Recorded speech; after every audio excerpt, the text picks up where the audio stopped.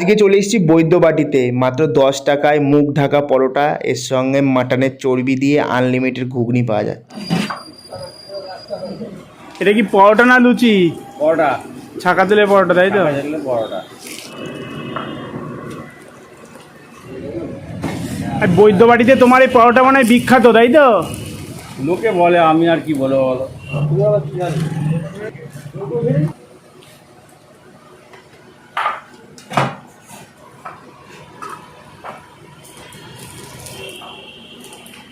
দুটো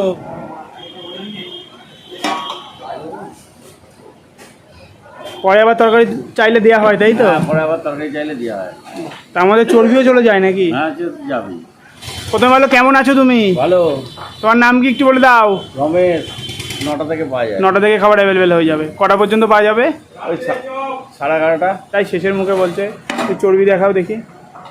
হ্যাঁ, দেখতে পাচ্ছ একদম গুড়ি গুড়ি পুরো চর্বি, তাই তো? প্রায় শেষের মুখে এসছি আমি, সব শেষ হয়ে গেছে প্রায়। কয় ডেচকি শেষ হয়ে গেছে তরকারি? 2 ডেচকি। 2 ডেচকি এই যে চর্বি, তাই তো? আর বলছি এই জায়গাটা কথা একটু বলে দাও। বৈদ্যবাটি বালামতলা শ্রী অ্যাপার্টমেন্ট বৈদ্যবাটি। আচ্ছা, এই রোডটা আছে, রোডটার হচ্ছে ডান দিকে তোমরা হাঁটতে গিয়ে পাবা দোকান, একদম একটু গলির মধ্যে, তাই তো? হ্যাঁ।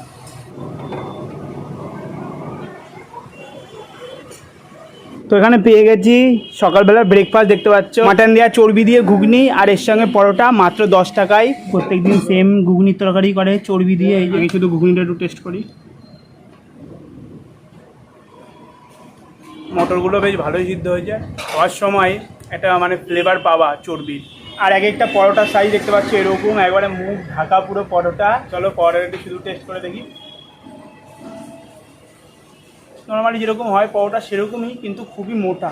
পরোটা দিয়ে একটুখানি ঘুগনিটা খেয়ে দেখি। আর ঘুগনি, আর এর সঙ্গে দেখতে পাচ্ছ মাংসও পেয়ে গেছি। এই যে মাংস, দারুণ লাগছে খেতে, আলাদাই ঝাল একটা মাটনের চর্বির জন্য। তো যাই হোক, খাবারটা শেষ করছি, তারপর ব্যাক করছি। ঠিক কাকু, বেশ ভালো খেলাম। প্রায় 12টা বেজে গেছে, তাও দেখতে পাচ্ছেন লোকে খেয়ে যাচ্ছে। তাও তুমি খেতে এসছো? এখন কটা বাজে? 12টা বাজে। মানে শেষের মুখে তাও লোকে শেষ হচ্ছে না খাবার।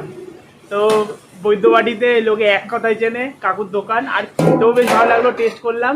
তো ব্লগটা এখানে এন্ড করলাম, আবার পরবর্তী ভিডিওতে দেখা হবে। Tata, by. আর দোকানটা তাও ভালো করে চিনে নাও। এলো এইদিকে হলো বৈদ্যবাটি স্টেশন। বৈদ্যবাটি স্টেশন থেকে 1 নম্বর প্ল্যাটফর্ম থেকে বেরিয়ে এসেই সোজা রাস্তা ধরে চলে আসবা। 2-3 মিনিট হাঁটলে দেখবা এবার ডান দিকে একটা রাস্তা মতন পড়বে, এখানে দোকান, অথবা কাউকে বললেই চিনিয়ে দেবে। এখানে দেখতে পাচ্ছ বণিক জুয়েলার্স আছে, তো সাইড দিয়ে চলে যাবা।